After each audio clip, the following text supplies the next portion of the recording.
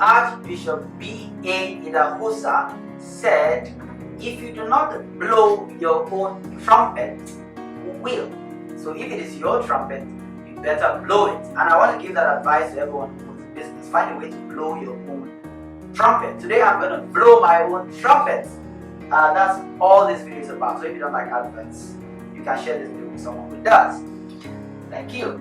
So I'm going to blow my own trumpet, and basically my trumpet is around the books that I have written. I left out 2 of them, or 1 of them that is a hard copy. These are 3 of them, and I have 5 of them. The first book I wrote was called Jansy. Jansy is an ancient Igbo term for medicine pot, and the book is around a young man who dabbles into the deep occult.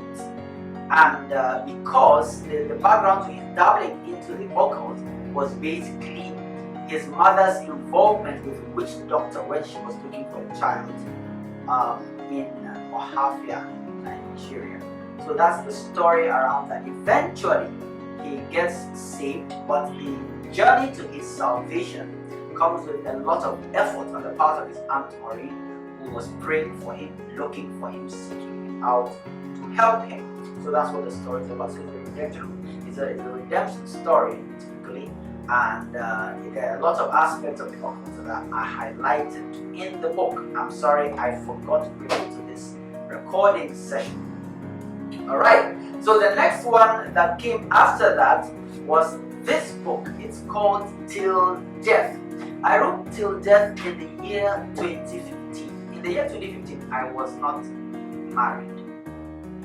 If I remember correctly, yes, I was not married. So, but I released the book in 2015. I actually got married later that year in September 2015. But by the time I had released the book, I wasn't married. What I wrote here was the story, or the marriage story, of a couple based in Nigeria called Udupe and Emeka. Emeka was an Igbo of Igbo extraction. Igbo is the eastern part of Nigeria, and Udupe is of Yoruba extraction, the western part of Nigeria. The marriage was what we call a intertribal marriage. And the story is told by an entity who is watching their marriage, watching their lives from the beginning of their union up until the time they have grandchildren. And they pass through the period where they pass through the stages of marriage where they have gotten used to each other and they are quarreling. They have go through ups and downs in the marriage. They got to the point where they have teenage children they have to handle, and they find the traits in themselves playing out in their own children. And they also get to the point where they have to handle promiscuity on the part of their sister, on the part of Udupe's sister, and how you handle things like having intercourse or children out of wedlock. Eventually, the story ends with a futuristic picture of Nigeria, where tribalism is no longer an issue, where people have names like Femi or Chief Femi, that is Chief from an Igbo expression for God, and Femi is love me from the Yoruba expression for love me. So you have Nigeria where the tribes have been so mingled that people's individual names are now composed of multiple languages. So that's the futuristic term, and there's also technology expression. So it's an interesting play around marriage in my mind, and around the Nigerian cultural perception of marriage from the tribal point of view, the in-laws point of view, and of course the children who are growing in modern generation. That is Till Death by Kenneth, Igiri. The next book I wrote after Till Death was this book, Entangled. Entangled is the story of a young man who has to host a lady in his home. He's a single man in his 30s. He hosts a lady in his home for a period of time, and they get emotionally and almost sexually involved in that arrangement. And he falls into arrangement because he's trying to make a friend of his happy. So in the whole play out of his relationship with his roommate, he is not able to tell whether what is happening is actual love or just an opportunity, some kind of something that came out of an opportunity that came his way. So he struggles with it, and he begins to now recount his own life, ask himself, why did this happen? Why are things happening this way? Is it because there's something wrong with this lady? Is this lady an agent of the devil, or is this just my own personal failures to control myself? He begins to recount his history, his past, his interaction with other women in his life, whether it's in his office, in his past, in his school, why he's not married at 30 something, and so on and so forth. So it's a whole deep story until he begins to come to terms with the reasons why those events play out in his life. It's an incredible read for young people of today, young Christians particularly, because for you to read this book, you have to already have arrived at certain conclusions or values around sexual involvements before marriage. It's an incredible piece of work. Alright, blowing my own trumpet still. So this is my latest piece of work. It's a 70-something page book, right? About my personal experiences in life. It's called If I Were to Live Again. What would I change? Well, let me not say what would I change.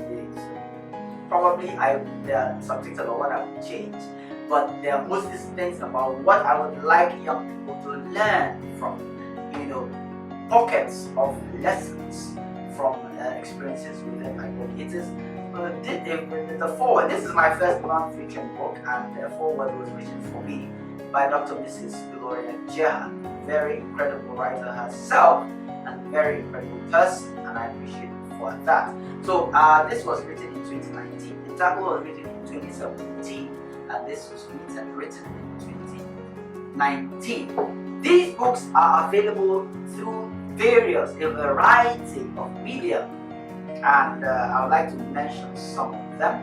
I have this book online on Amazon. These copies you see were actually ordered from Amazon. I did an author order. All of these copies you see were actually ordered from Amazon, and they got to me I think 1 week or so, because I did an expedited order. And they are also available on Smashwords. On Smashwords, Smashwords sells electronic books alone. So if you go to Smashwords, what you will get is the electronic copies. And they are also available on the Joshua.com. Joshua is a Ghanaian-owned marketplace, and it's owned by a friend of mine who has given me the privilege of putting my books on the platform.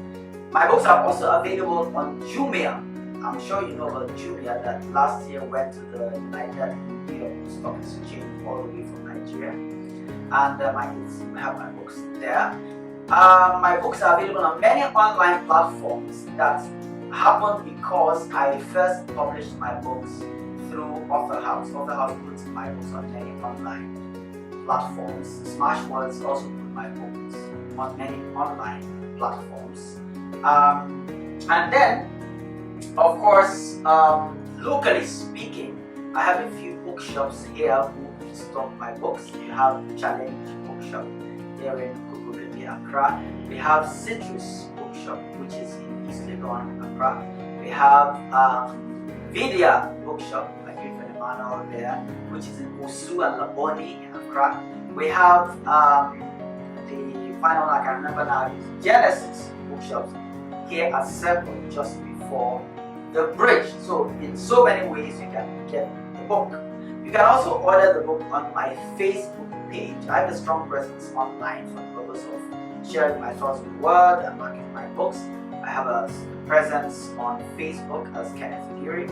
I have a presence on YouTube as Kenneth Igiri. Subscribe, like the pages, and you can make orders. Typically I'll deliver to do a dispatch, I will use Vidya Express Service. Vidya is an incredible delivery service based in Accra, so I have these partnerships that help with these things, and they're able to deliver to you anywhere, practically anywhere in Accra and its environs. So if you want to get an online copy, order from Amazon. You can still get a hard copy on Amazon. If you don't get the e-copy, you can get it from many platforms. A simple Google search of the name Kenneth Igiri will get you all possible channels you can to get these books. Quite a number, all of them, most of them are works of fiction, except this one and the one I have online, which is called the Thought Collection. The Thought Collection is simply an aggregation of my blog posts. I maintain a blog, scriptedsage.com, and I did my first compendium, so to speak. I thought we called it the Thought Collection, and made it a book on Amazon. Now on Amazon, these books, the electronic copies or the Kindle copies of these books on Amazon and Smashwords, they cost 99 cents. That is less than $1. You can easily get a copy to read for that meager amount of money. Of course, the hard copies will cost a little more because you have the paper, printing, and so on and so forth. So today I have blown my trumpet, and I want you to help me blow it further, amplify this trumpet. If you have read any of my books already, what I want you to do now is to go to Amazon or Smashwords or Idrosso or Jumia and write me a short review. A review doesn't mean you're writing another book. A review means, what did the book do to you? How did you experience the book? And what did you learn from it? It may be just 2 or 3 sentences that tell people how you experienced the book, what you think about it. Do that for me today. Don't postpone it. Anything you postpone, you're likely to forget to do. And if you like this video, if you like to support this effort, maybe I didn't mention at the beginning that all my books are faith-based. Most of my books are faith-based, or based on principles of scripture. They are intended to share ideas with the world about how God wants us to operate our lives. If you want more people to know about this, take this video, put it on your social media presence, let other people know about these pieces of work, and give me feedback on this channel. Write a review for me. It hurts nothing. There's a principle I have: you lose nothing by helping another person make some kind of progress. Share the video and let me know what you think about the books themselves if you have indeed read them. Thank you for spending time with me today. My name is Kenneth Igiri, and this is Read, Write, Think.